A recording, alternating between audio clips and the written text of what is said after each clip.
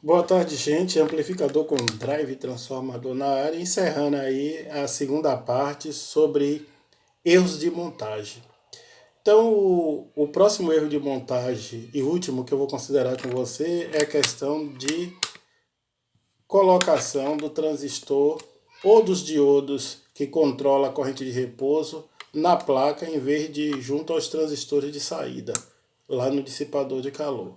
Então, muitas pessoas têm feito montagem e em vez de colocar o transistor que controla a corrente de repouso, ou no caso alguns amplificadores usam diodos, de junto dos transistores de saída, as pessoas têm deixado aqui na placa, deixando assim sem um efetivo controle térmico da temperatura dos transistores de saída.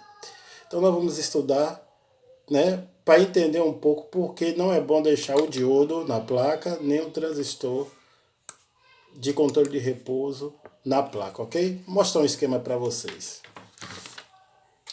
Bom, gente, aqui é um esquema simplificado e eu queria mostrar uma coisa para vocês.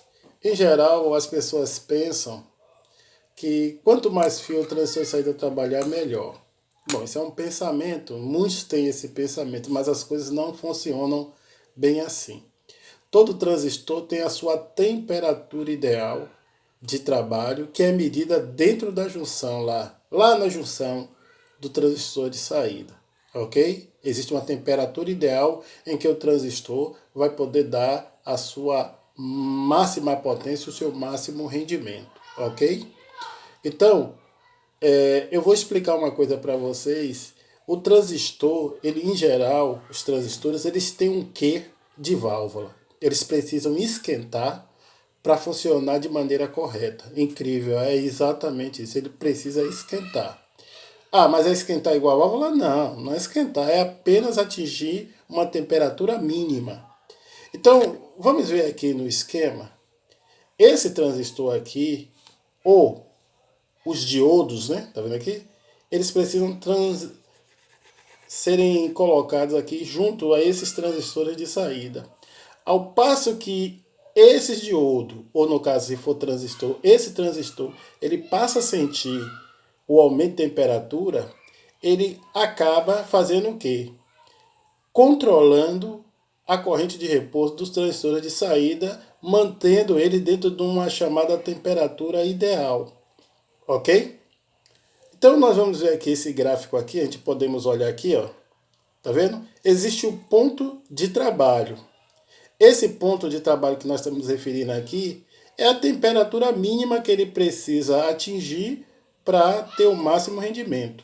Aí você talvez diga assim, mas quanto mais frio, melhor. Não, não é bem assim. Por exemplo, se você pega seu amplificador, que você encheu de ventilador para resfriar os transistores de saída, você leva para o sul do Brasil e lá dá uma temperatura de 10, 5 graus, você vai botar os transistores de saída aqui, para trabalhar gelado.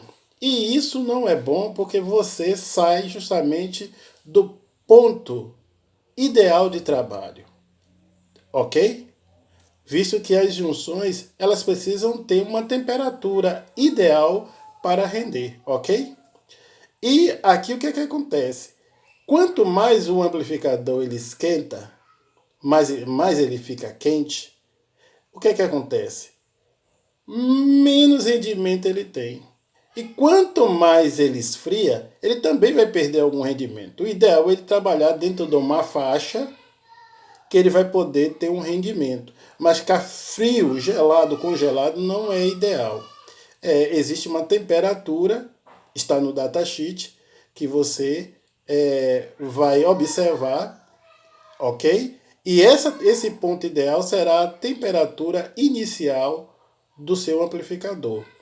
Ou seja, se você puder colocar esse transistor aqui de controle de repouso ou o diodo junto, você vai ter uma proteção térmica eficiente que vai lhe evitar derivas térmicas ou que os transistores esquentem muito e até cheguem a queimar, ok?